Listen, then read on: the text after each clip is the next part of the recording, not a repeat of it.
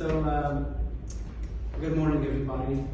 Ladies and gentlemen, it's a great honor for me to stand here before you and to talk to you today about one of the great and most challenging, most debated topics currently, which is artificial intelligence.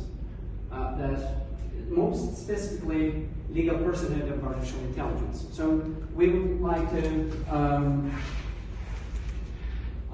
here we are with the table of contents, so we will have a bunch of points we will point out.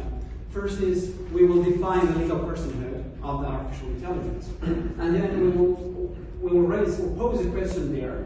Why should artificial intelligence be granted legal personhood? And in the third and fourth points, we will focus on the deficiencies or disadvantages of application of legal personhood to artificial